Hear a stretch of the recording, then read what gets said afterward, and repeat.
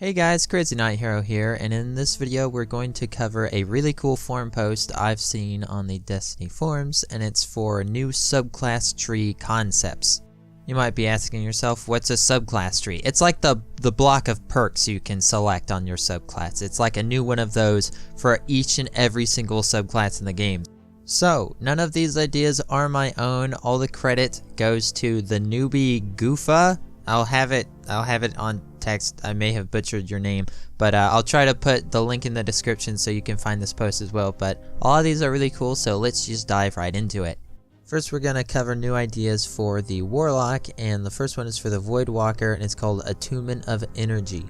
The first perk, Soul Rip, strike an enemy with this melee ability to drain your enemy's energy. That doesn't really do anything, but you can recharge your Nova Bomb on melee strike. So that's pretty cool. Reminds me of Destiny 1. I believe that was a perk back then. So let's go on to number 2, Antimatter Collapse. Hold LB to consume your health to charge your Nova Bomb and abilities. Causes your player to explode with void energy. Doesn't kill you, it just makes like a big explosion. So that sounds pretty cool. Perk 3, Overflow. Enemies killed by your void abilities increase your void damage for 5 seconds, stacks to 3. And then we have the fourth perk, the final one, Shatter. Nova Bomb splits into 3 smaller bombs, kills with Nova Bomb charge your abilities. And this is his own analysis on the whole thing. In using this attunement, the focus is on your abilities in a more effective manner than usual. You can use your abilities to heavily charge your Nova Bomb while recharging your abilities in the process. The additional ability damage adds to the synergy. So I like this a lot. It brings back some elements that were missing in Destiny 1 voidWalker, so I like this one a lot. Now for the Stormcaller, we have Attunement of Speed. Perk 1, Surge. Kill an enemy with this melee ability to grant Surge. Surge increases your mobility, sprint speed, and the reload/handling speed of all weapons. Stacks to 10, lasts 5 seconds. Perk 2, Sonic Boom. While Surge is active, arc abilities knock enemies back, arc kills extend Surge. Third perk, Static Charge. Increase sprint speed. Sprinting increases melee damage until you stop sprinting. Stacks up to 5 stacks based on how long you sprint. The last perk, 4, the Thunderer. Dealing damage in your Storm Trance grants stacks of Surge and extends the super's duration. Increase arc ability damage while Surge is active. This is his own analysis. After a melee or storm damage, you instantly become faster. Super damage or arc kills make you faster. As you go, you can notice a significant buff to damage. With 10 stacks of Surge, you are reloading almost instantly and doing tons of damage with your abilities. You are basically the strongest possible in the game, but only have 5 seconds to stay that way. And this sounds really cool. It reminds me of 2 perks in Destiny. It's like you put these into your subclass. I'm talking Rampage and Battle Runner from Destiny 1, so I'm liking this. Alright, this is the last one for the Warlock. It's for Dawnblade. It's called Attunement of the Blade. The melee perk is called Sword Slash. Slow melee at an extended range that deals additional damage and charges your super. Perk 2, Dawn Strike. While in your super, press LB to swing your sword. Sword hits add additional time to your super meter. Now, this is awesome. I've heard a lot of people complain that Dawnblade is just really hard to deal with up close, and if I can find the clip, I'll show you, but I just had this terrible whiff up close. But meleeing in your Dawnblade sounds awesome. Perk 3, Heat Crush. Hold B while sprinting and your rift is charged to slam the ground with your sword. Creates a flaming ring around your rift that damages enemies inside or near your rift. Perk 4, Heat Cycle. All sword kills instantly recharge your melee. Sword damage causes your enemies to burn. This is his analysis. This attunement forces you to play more aggressive and close range. Heat Crush allows you to aggressively plant your rift, something that is not usually easy to do. A user can now use the Daybreak to get in close with foes and recharge their melee on hit. Additionally, you can cause a damage over time effect on all your charged melees and Daybreak melees, which you can finish off opponents in many situations. Using this attunement overall changes your experience with Dawnblade from a ranged aerial experience to a more close ranged focused build. Ah, my throat, my eyes hurt. Water. I like this one a lot too. My only complaint with it is that it might make Dawnblade too universal, but that's a really dumb argument to make, so yeah. If the melee was a little slow and clunky, I think we'd be good. Well, those are all the Warlock ones. Let's move on to the Titan. Alright, this is for the Striker. It's called Code of the Barbarian. Perk 1, Brute Force, increases the damage and speed of your next melee, charged or uncharged. Perk 2, Death Trap. Foes taking damage from your barrier take damage over time and take additional incoming damage. Perk 3, Perpetual Strikes. Melees charged or uncharged, charge your super. Super kills recharge your melee. Hold a second melee. Perk 4, Death from Above. Allows you to aim your slams while in Fists of Havoc. Super damage causes a damage over time effect. This is his analysis. Perks that purely benefit what Striker does best. Strikes. Enemies that come close are subject to damage over time, better 2-shot melees, and better Fists of Havoc. Now I'm a little confused on this because the whole you get a benefit whether your melee is charged or uncharged. Does that mean it doesn't matter if it's charged or not? But then it says you hold 2 melee, so that wouldn't be the case if it gives you another charge if it being charged was pointless. So I'm assuming when it says things like deal extra damage or recharge your super, I'm assuming it's just more so when your melee is actually charged versus uncharged, so yeah. Then we have Code of the Guide for the Sentinel. Perk 1, Shield Pack. Melee hits grant small overshields for you and nearby allies. So it's like the other one we already have, but the other one it's kills and it's a big overshield. This is hits and everybody gets smaller overshields, so a little bit interesting.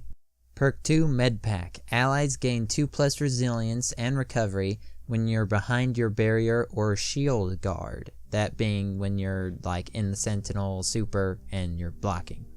Perk 3, Shield Deployment System. Barriers have increased health, recharge your super while taking damage, and are bigger. You are invincible while deploying your barrier. Sounds awesome, but invincible while deploying, I think I'd just have you really tough, because if you got Golden Gunned or something mid-animation and you didn't die, that would just seem a little wrong. But I'm thinking about balancing and stuff too much when this is really just the concept stage.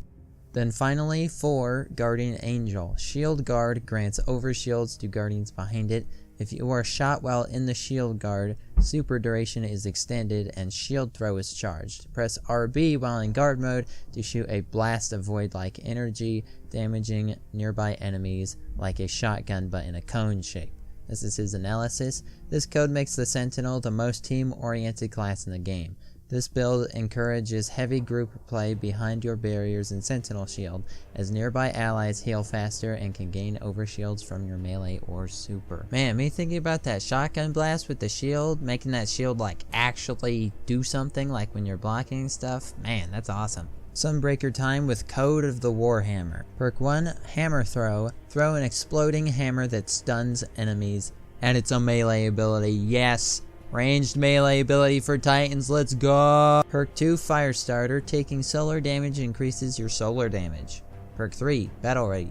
Solar kills to increase your resilience and have a chance to reload your current weapon. 4, War Equipped Gear. Take less damage in Hammer Soul. Throw 2 hammers at once? What? Super lasts longer while taking damage. This is his analysis. This Sunbreaker set is focused on what Titans were built for. Taking damage and dishing it back out. Taking solar damage increases your solar damage output, which you can then use to reload your solar weapon and increase your resilience to take more hits. This is made better by the increase in armor and perks you get while damaged in your super. You know what? Just the melee ability. I'm sold. Bungie, hire this man. Alright, let's move on to the Hunter now. We have for the Gunslinger, Way of the Scout. Perk 1, Concussion Knife. Flinches enemies and blinds them briefly. Perk 2, Scout Vision. Damaging an enemy marks them. Radar stays active when zoomed in on a sniper or golden gun. Perk 3, Patience and Time. Staying zoomed in on a gun for a short time without taking damage makes you invisible. Precision hits while invisible do increase 1.5 times damage. Then we have Perk 4, Deadeye. Turns Golden Gun into a sniper with increased range and damage. Increased timer while crouched. This is his analysis. The tree gives the player a sniper's approach to the class. Invisible sniping gameplay from Destiny 1, Exotic Patience and Time. And good spatial awareness from the radar while aiming down your sights makes sniping a much more desirable experience. Also a golden gun sniper, like that's pretty lit. I thought of a shotgun once, but sniper's better.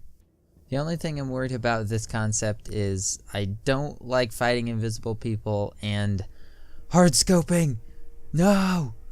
Then we have, for the Arcstrider, Way of the Bladedancer. The first perk is Blink Strike, melee, and at extended range, chance to charge a dodge on melee, so that's pretty cool. Perk 2, Backstab. Charged melee and arc staff hits do 4 times damage hitting an opposing guardian from behind, and I'm assuming PvE enemies as well, but yeah, Backstab.